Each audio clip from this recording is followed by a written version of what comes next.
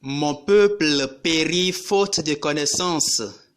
Osée chapitre 4, verset 6. Cette parole de Dieu, écrite il y a environ 2800 ans, trouve sa pleine actualité dans l'horoscope et les pratiques divinatoires en vogue de nos jours. Tenez, Fernand le Grand raconte, je cite, « Une riche étrangère de la meilleure société est allée à Genève pour accoucher. Tout s'annonçait bien, mais la future mère devenait de plus en plus anxieuse. Que se passait-il? On a appris qu'elle était allée consulter un grand astrologue italien qui lui avait dit que pour que son enfant naisse sous la meilleure étoile possible, il devait naître un certain dimanche matin à 10 heures. Et comme la date s'approchait et que l'accouchement ne se précisait pas, elle a exigé de le provoquer par une césarienne. Et ce dimanche, à 10 heures du matin, est né un beau garçon. Sous la meilleure étoile, seulement sans explication possible, 4 heures après, l'enfant était mort. Et c'était pour qu'il naisse sous la meilleure étoile possible que sa maman l'avait fait naître ce matin-là à 10 heures. Fin de citation. Fernand le Grand, Astrologie et Occultisme, www.infobible.org. Alors, y a-t-il de la vérité dans l'horoscope? Notre conférence se compose de 3 parties. D'abord, qu'est-ce que l'horoscope? Ensuite, l'horoscope vu par la science. Et enfin, l'horoscope vu par la foi chrétienne. Première partie, qu'est-ce que l'horoscope? Nous allons d'abord distinguer 3 choses. L'astronomie, l'astrologie, puis l'horoscope. L'astronomie est la science qui étudie les astres, les corps célestes, y compris la Terre, et la structure de l'univers. L'astrologie, quant à elle, se fondant sur la croyance que les astres ont une influence sur les hommes, interprète les données de l'astronomie pour établir les tendances, les caractères et les destinées.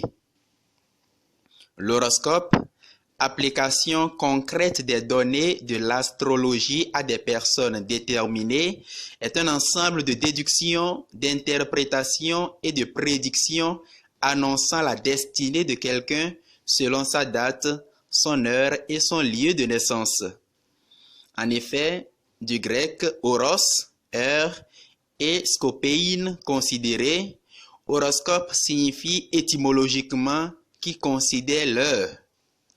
Ainsi, dresser l'horoscope de quelqu'un, c'est fournir des prévisions selon la carte du ciel ou la position des astres au moment de sa naissance. Mais qu'entend-on par carte du ciel ou position des astres? Nous allons à nouveau distinguer 3 choses. L'écliptique, le zodiaque, puis la constellation. L'écliptique, c'est la trajectoire apparente du soleil dans le ciel. Le zodiaque, c'est la bande d'arc située de part et d'autre de l'écliptique. La constellation est un ensemble d'étoiles qui, vues de la Terre, semblent être proches les unes des autres. Selon les premiers astrologues, la bande zodiacale traversait 12 constellations. Raison pour laquelle, environ 600 ans avant Jésus-Christ, des astrologues babyloniens ont découpé le zodiaque en 12 parties égales de 30 degrés chacune, avec comme point de départ l'équinoxe de printemps, c'est-à-dire le 21 mars. Et lorsqu'on relie les étoiles de chaque constellation par des lignes imaginaires, elles tracent dans le ciel différents signes appelés signes du zodiaque. On a alors nommé les constellations en fonction des signes qui y étaient représentés. C'est ainsi qu'on a la constellation du Bélier, la constellation du Taureau, la constellation des Gémeaux, la constellation du Cancer ou du Crabe, la constellation du Lion, la constellation de la Vierge, la constellation de la Balance, la constellation du Scorpion, la constellation du Sagittaire, la constellation du Capricorne, la constellation du Verseau et la constellation des Poissons. À chaque signe correspond donc, en termes horoscopiques, une maison. Et votre signe astral à vous dépend de l'emplacement du soleil dans la carte du ciel au moment de votre naissance. C'est-à-dire que si le soleil était par exemple dans la maison du bélier quand vous naissiez, votre signe astral sera le bélier. On dira que vous êtes né sous le signe du bélier. Par ailleurs, chaque maison peut ensuite être subdivisée en 3 décans qui dépendent également de l'emplacement du soleil. Les prévisions vont donc dépendre de la position des planètes sur votre maison à un instant T. Deuxième partie, l'horoscope vu par la science. Petit 1. Les signes du zodiaque remis en cause. Non pas 12 constellations égales, mais 13 constellations inégales ne correspondant pas aux signes qui leur sont attribués. Le découpage du zodiaque date de plus de 2600 ans, à un moment où on pensait encore que c'était le Soleil et les étoiles qui tournaient autour de la Terre et où le nombre des planètes n'était pas celui que nous connaissons aujourd'hui. En effet, Uranus n'a été découvert que le 13 mars 1781, Neptune le 23 septembre 1846 et Pluton le 18 février 1930. Et aujourd'hui, nous savons que c'est plutôt la Terre qui tourne autour du Soleil, ce qu'on appelle la révolution de la Terre. Que la Terre tourne sur elle-même, ce qu'on appelle la rotation de la Terre, et que la Lune est une planète terrestre, c'est-à-dire qu'elle tourne autour de la Terre. Bref, les connaissances astronomiques ont considérablement évolué depuis l'établissement des signes du zodiaque. Et mieux, la science nous apprend qu'au cours du temps, l'alignement des étoiles connaît des modifications. Modifications lentes certes, mais réelles et continues. Ce qui fait que les constellations n'ont plus les mêmes configurations. Déjà en son temps, Hipparque, astronome, géographe et mathématicien grec, né à Nicée en -190 et mort à Rhodes en -120, écrivait, je cite, « Les constellations zodiacales visibles ne sont pas égales aux signes correspondants et n'occupent pas tout l'espace qui leur est assigné. Certaines sont moins étendues que le signe correspondant, d'autres bien plus étendues, comme par exemple la constellation du Cancer qui n'occupe même pas le tiers de son signe, tandis que la constellation de la Vierge empiète sur le signe du Lion et de la Balance. » Fin de citation. Ces découvertes d'Hipparque sont confirmées en notre siècle par des astronomes du Minnesota aux États-Unis qui ajoutent que la bande zodiacale traverse non pas 12 constellations mais 13, la constellation du Serpentaire ou Ophiuchus s'intercalant entre celle du Scorpion et celle du Sagittaire. Par conséquent, il ne devrait pas y avoir 12 signes du zodiaque, mais 13, ce qui fausse tous les calculs. C'est dire que l'astrologie repose scientifiquement sur des bases fausses. Les signes du zodiaque, la domification ou le système des maisons et les subdivisions en décans, tout cela est purement arbitraire. Petit 2. Pour avoir quelque pertinence, le thème astral devrait être établi non à la naissance, mais à la conception. Grâce au progrès de la biologie et de la médecine, nous savons aujourd'hui que le patrimoine génétique de l'être humain, qui constitue son identité singulière, se forme non pas à la naissance, mais à la conception. Ainsi, les bases fondamentales de la personnalité sont jetées depuis le sein maternel et c'est là que commence déjà l'histoire de chacun. En conséquence, une carte du ciel censée déterminer votre destinée devrait être non pas celle de votre naissance, mais celle de votre conception. Petit 3. Une influence des astres en fonction des dates et lieux de naissance est tout à fait absurde. La science astronomique a prouvé que les astres exercent les uns sur les autres une certaine influence en raison des lois de l'attraction universelle. Ainsi, la Terre reçoit une influence tangible du Soleil et de la Lune. La lumière, la chaleur et l'énergie du Soleil reçues par la Terre président aux saisons, à la croissance des plantes, etc. La Lune, quant à elle, influence les marées et en complicité avec le Soleil maintient le rythme des saisons. Mais ces influences s'exercent selon un critère géographique, c'est-à-dire que selon le lieu où vous vous trouvez présentement, vous recevez d'une manière donnée la chaleur du Soleil ou la lumière de la Lune. Mais que le Soleil distribue sa chaleur selon les dates de naissance ou que la Lune donne sa lumière en jetant d'abord un coup d'œil sur la carte d'identité de chacun n'a aucun sens. Au total, une influence des astres en fonction des dates et lieux de naissance est pure superstition. Petit 4. Comment expliquer que, malgré tout, les prédictions de l'horoscope semblent parfois se vérifier? Les succès de l'horoscope sont dus à deux facteurs ou techniques très connus des spécialistes. Il s'agit de l'effet puits et de la préconnaissance. Alors, première technique, l'effet puits. C'est un effet de validation subjective ou d'appropriation personnelle qui induit toute personne à accepter une vague description de la personnalité comme s'appliquant spécifiquement à elle-même. On parle en rhétorique des vertus de l'imprécision. Plus un discours est vague et creux, plus chacun se sent concerné, car toute personne ajoutera elle-même les circonstances qui lui donnent sens. Si par exemple, l'horoscope annonce pour votre thème astral, je cite, « Vous faites parfois partie des forts », fin de citation. Une description aussi vague sera subjectivement validée et appropriée par le lecteur ou l'auditeur qui ajoutera de lui-même les circonstances où il est fort. Je suis fort en dessin, je suis fort en peinture, je suis fort au jeu, je suis fort en anglais, etc.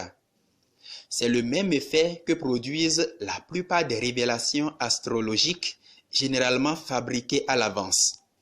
Par exemple, je cite, « Vous avez besoin que les autres personnes vous aiment et vous admirent, mais vous êtes tout de même apte à être critique envers vous-même. » Fin de citation. Ou, je cite, « Vous possédez de considérables capacités non employées, voire des capacités que vous n'avez pas utilisées à votre avantage. » Fin de citation. Ou encore, je cite, « Quelques-unes de vos aspirations ont tendance à être assez irréalistes. » Fin de citation. Ou enfin, je cite, « Quelquefois, vous avez de sérieux doutes quant à savoir si vous avez pris la bonne décision. » Fin de citation. Dites-moi, chers amis, qui parmi vous ne se retrouve pas dans ces affirmations? Eh oui, pour aller plus en profondeur sur ce thème de l'effet puits, vous pourrez lire l'article de Henri Broch. La vérité de l'horoscope sort du puits. www.unis.fr. Seconde technique, la préconnaissance ou l'acuité d'observation. Cette technique s'applique davantage dans les consultations privées. En fonction de la connaissance préalable que l'astrologue a des difficultés que vous traversez ou par rapport aux conclusions qu'il tire d'une analyse immédiate de votre apparence, il vous décrit votre personnalité et partant vous prodigue des conseils, généralement dans le sens de ce que vous aimeriez entendre. Troisième partie, L'horoscope vu par la foi chrétienne.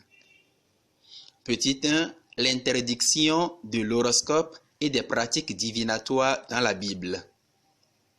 Les hommes ont toujours été habités par le souci de connaître leur destinée et l'avenir du monde. Dans ce sens, ils ont développé des techniques divinatoires en fonction de leur milieu de vie, de leur profession, etc. Ainsi, qui vit proche de la mer utilise la mer pour pratiquer l'art divinatoire. Qui vit dans les zones où pullulent les araignées utilise celle-ci comme moyen divinatoire. Le forgeron utilise le fer comme moyen divinatoire. Le lettré utilise les lettres comme moyen divinatoire. Et ainsi, il existe un nombre impressionnant de pratiques divinatoires. Sur le site www.astrologieauféminin.com, Alena en cite environ 140, dont l'astrologie, divination par l'étude des astres, la cartomancie, divination par les cartes, la chiromancie, divination par l'étude des lignes de la main, la géomancie, divination par le biais de cailloux jetés ou de points marqués au hasard dans le sable, sur la terre ou du papier, puis comptés ou reliés pour former des figures. La nécromancie, divination par l'invocation des morts. La numérologie, divination par les nombres. L'oniromancie, divination par l'interprétation des rêves. La radiesthésie, méthode de divination fondée sur la réceptivité particulière à des radiations qu'émettraient différentes matières, sources, trésors, mines, etc., permettant ainsi de les localiser à l'aide d'une baguette ou d'un pendule. Mais que pense la Bible de tout cela? Dans le livre du Deutéronome, chapitre 18, versets 10 à 12, nous lisons, je cite, « Il ne se trouvera chez toi personne pour interroger les oracles, pratiquer l'incantation, la magie, les enchantements et les charmes, recourir à la divination ou consulter les morts, car tout homme qui fait cela est une abomination pour le Seigneur. » Fin de citation. Les astrologues eux-mêmes subiront la colère de Dieu. Je cite, « Qu'il se présente donc et qu'il te sauve, ceux qui compartimentent les cieux, lisent dans les étoiles et font connaître à chaque nouvelle lune ce qui doit arriver. Voici qu'ils seront comme de la paille, un feu les brûlera, ils ne pourront pas se soustraire à la main de la flamme. » Fin de citation. Isaïe chapitre 47, versets 13 et 14. Petit 2. L'interdiction de l'horoscope et des pratiques divinatoires dans la tradition de l'Église. Le concile de Tolède au 5e siècle affirme, je cite, « Si quelqu'un croit devoir ajouter foi à l'astrologie ou à la divination, qu'il soit anathème. » Fin de citation. Confère Théo, Encyclopédie catholique pour tous, numéro 533b. Plus loin, nous lisons à propos de la divination. Je cite, « Dans la mesure où le Dieu annoncé par Jésus-Christ n'arrête pas le sort des hommes à l'avance de manière autoritaire et intouchable, mais au contraire vient à leur rencontre en respectant profondément leur liberté, de telles pratiques ne peuvent guère avoir de sens pour un chrétien. » Fin de citation. Confère Théo, numéro 536a. Le catéchisme de l'Église catholique, en ses numéros 2115 et 2116, affirme, je cite, « L'attitude chrétienne juste consiste à s'en remettre avec confiance entre les mains de la Providence pour ce qui concerne le futur et à abandonner toute curiosité malsaine à ce propos. Toutes les formes de divination sont à rejeter. La consultation des horoscopes, l'astrologie, la chiromancie, l'interprétation des présages et des sorts, les phénomènes de voyance, le recours aux médiums. » Fin de citation. Petit 3. Pourquoi la Bible et la foi chrétienne rejettent-elles l'horoscope? Petit a. Tout homme est unique. Selon les horoscopes qu'on lit dans les journaux, les gens nés sous le même signe ont tous le même horoscope. Or, nous savons qu'actuellement, la population mondiale est environ de 7 milliards et demi. Si l'on divise les 7 milliards et demi par les 12 signes du zodiaque, on obtient 625 millions. Alors, voulez-vous croire que les 625 millions de béliers auront tous la migraine le même jour? Que les 625 millions de taureaux auront une promotion et feront une rencontre le même jour? Et quant aux 625 millions de scorpions, qu'ils feront une petite baisse de tension? Et ainsi de suite pour les Gémeaux, les Verseaux, les Sagittaires, les Crabes, les Lions, les Balances, les Vierges, les Poissons et les Capricornes. Pourquoi attribuer le même destin à tous ceux qui sont nés un 1er avril par exemple? Parce que le 1er avril 2025, les astres seraient au même endroit qu'ils étaient au 1er avril de l'an 4 avant Jésus-Christ? Oh non, arrêtez de nous abêtir. Dieu a fait un monde en pleine mutation. Et de plus, chaque personne est unique. Même ceux qu'on appelle vrais jumeaux n'ont ni le même patrimoine génétique, ni le même destin. La machine de Dieu n'a pas de photocopie, dit-on. Petit b, l'aliénation de la liberté. Pour l'horoscope, si vous êtes né à telle époque de l'année, par exemple au moment des poissons, vous avez nécessairement le caractère des poissons. Si vous êtes né au mois du bélier, vous avez le caractère du bélier. Et c'est entré dans le langage courant, il ne faut pas mettre un poisson avec un bélier. Les prédictions astrologiques ne laissent aucune place à la liberté de l'homme. Or, c'est tout le contraire dans la Bible. Vous auriez constaté par exemple que les prophéties de malheur ne s'accomplissent pas si l'homme revient au Seigneur, qu'on fait l'histoire de Jonas et des Ninivites. En outre, Jésus nous dit que tout est possible à celui qui croit. Déjà dans le second livre des rois, chapitre 20, versets 1 à 11, le roi Ézéchias qui devait mourir d'une maladie mortelle supplia le Seigneur qui non seulement le guérit, mais ajouta encore 15 années à ses jours. Mais non, l'horoscope ne connaît pas toutes ces gymnastiques divines complices de la liberté de l'homme, car non seulement il enferme l'homme dans le déterminisme en affirmant que son destin est astrocommandé, mais encore il crée une très grande dépendance au niveau de ceux qui veulent s'en inspirer pour opérer leur choix existentiel journalier. On raconte qu'un grand quotidien américain, n'ayant pas pu faire paraître sa rubrique astrologique pendant plusieurs jours, a été submergé de dizaines de milliers de lettres et d'appels téléphoniques de gens complètement désemparés qui ne savaient plus comment gouverner leur vie. Suivez en outre ce témoignage de Jean Plia. Je cite: « Une femme heureuse en ménage est allée se faire lire et analyser son thème astral. On lui annonce qu'elle va divorcer d'ici 3 ans. À mesure qu'approchait la date fatidique, cette personne qui aimait pourtant son mari vivait difficilement son lien conjugal. Elle se serait jetée dans les bras de n'importe quel homme pour que son thème astral ait raison. Il a fallu la porter dans la prière pendant ces années, lui faire vivre le sacrement de réconciliation pour qu'elle retrouve, lorsque le temps s'est écoulé, sa liberté et continue à vivre sa vie conjugale d'une manière paisible avec son mari et ses enfants. » Fin de citation. Jean Plia, Des ténèbres à la lumière, page 168. Petit c, la dégradation de l'homme dans les arts divinatoires. Comprenez ici dégradation comme le fait de reculer en dignité. Le système symbolique des arts divinatoires ainsi que les cultes traditionnels qui en découlent dégradent généralement l'homme en l'associant à des créatures inférieures. Arc-en-ciel, lion, taureau, bélier, serpent, scorpion, poisson, crabe, etc. Or, suivant le plan de Dieu, dans la hiérarchie des êtres, après Dieu, c'est l'homme. Tu l'as fait un peu moindre qu'un Dieu, le couronnant de gloire et d'honneur. Tu l'établis sur les œuvres de tes mains. Tu mets toutes choses à ses pieds, s'exclame le psalmiste. Psaume 8, versets 6 et 7.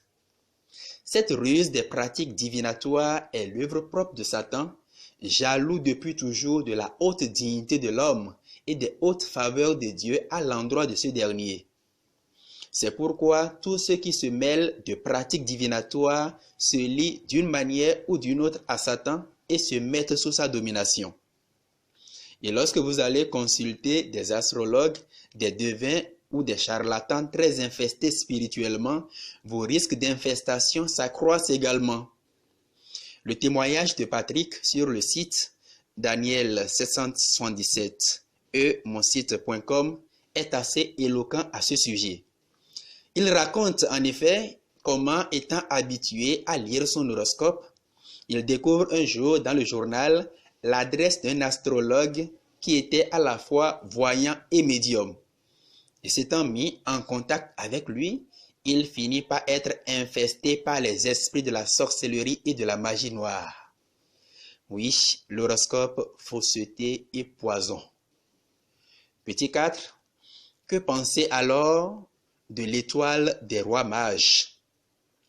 Certains familiers de la Bible voudraient fonder l'horoscope sur le récit évangélique des rois mages. De fait, dans l'évangile de Matthieu, chapitre 2, versets 1 à 12, on lit qu'une étoile a guidé des astrologues vers Bethléem, où ils ont découvert l'enfant Jésus et sa mère, se sont prosternés pour l'adorer et lui ont fait des présents. Des chercheurs, dont David Hughes de l'université Sheffield et Philippe Véron de l'Observatoire de Paris, auraient fait beaucoup d'investigations à ce sujet.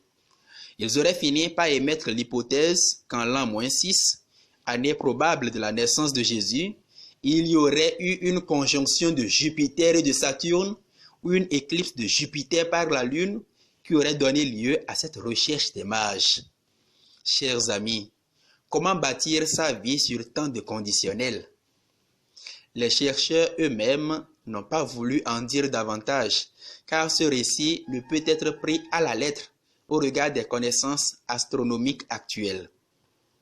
De fait, ce récit imagé a été inspiré à une époque où les connaissances scientifiques étaient très maigres et que l'on considérait les étoiles comme de petits points dans le ciel. Et dans cette logique, on comprend qu'une étoile qui a la taille d'un point, POING, puisse indiquer une maison. Mais aujourd'hui, nous savons que la plupart des étoiles sont 1000 fois plus grosses que la Terre. La plus petite étoile découverte jusque-là est l'étoile OGLE TR122b, découverte au premier trimestre de l'an 2005. Cette étoile extrêmement petite a néanmoins une taille supérieure à celle de Jupiter, alors que Jupiter fait 11 fois la taille de la Terre. C'est dire qu'en règle générale, face à une étoile, toute la Terre n'est qu'un petit point. Et alors, il est scientifiquement incompréhensible qu'une étoile vienne se poser au-dessus d'une maison pour indiquer l'endroit où se trouve un enfant. Mais alors, la Bible a-t-elle menti? Pas du tout. La Bible dit vrai, mais sa vérité n'est pas astronomique, puisque la Bible n'est pas un manuel d'astronomie. Sa vérité est plutôt théologique. Et cette vérité est que, d'une part, rien n'est impossible à Dieu, et d'autre part, tout le créé doit aider l'homme dans sa quête de Dieu. Toute la création chante la gloire de Dieu et doit conduire l'homme à connaître Dieu et à l'adorer. C'est pourquoi les mages, je cite, entrant dans la maison, virent l'enfant avec Marie, sa mère, et se prosternèrent pour l'adorer. Fin de citation. Confère Évangile de Matthieu, chapitre 2, verset 11. Ce récit ne dit pas que l'astre a fixé le destin des mages ou que l'étoile a fait de Jésus ce qu'il est, mais bien plutôt que l'étoile a conduit les mages à reconnaître Jésus comme le roi, le Messie, le Sauveur. Et c'est ce à quoi tous les astres invitent tous les hommes de tous les temps sans exception. En guise de conclusion, chers amis, je voudrais vous dire ceci. Les étoiles n'ont jamais promis à quelqu'un qu'elles vont prendre soin de lui. Mais Dieu dit, je cite, « Une femme peut-elle oublier son petit enfant, ne pas chérir le fruit de ses entrailles? Même s'il y en avait pour oublier, moi je ne t'oublierai pas. Je t'ai gravé sur les paumes de mes mains. » Fin de citation. Isaïe 49, versets 15 et 16. Alors, voulez-vous toujours connaître votre destin? Dieu dit, je cite, « Moi, je sais les projets que j'ai formés à votre sujet, projets de prospérité et non de malheur. » Fin de citation. Jérémie 29, verset 11. Oui, ma sœur, mon frère, la seule étoile qui peut guider ta vie, c'est Jésus. La seule étoile qui peut guider ta vie, c'est Jésus. Alors aie confiance, abandonne ton avenir entre ses mains. Même en plein désert, il multipliera pour toi le pain. Merci d'avoir suivi cet enseignement jusqu'au bout. Merci d'avoir aimé et merci de partager. C'était avec le révérend père Samson Takbe, prêtre du diocèse de Dassa-Zoumé en République du Bénin. Dieu vous bénisse.